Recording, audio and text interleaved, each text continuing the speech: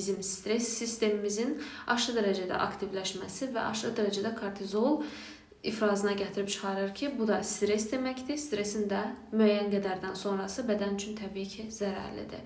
Bəs buradan bu nəticəyə gələk ki, orqanizmdə bunu pozan nədir? Yəni, nəyə görə bizim bakteriyalarımız, bağırsaq bakteriyalarımızdakı bu balans pozula bilər?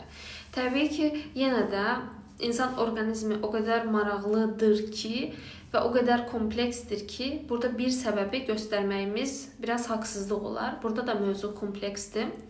Belə ki, zərərli maddələr, alkoqol qəbulu, yaxud da siqaret çəkmək, daha sonra yüksək şəkərli qidalar, ümumiyyətlə işlənmiş, rafinə edilmiş şəkər, işlənmiş un məhsulu, burada daha çox, ən çox işlənməyə məruz qalanda ağ undur, stres, yuxu pozğunluqları,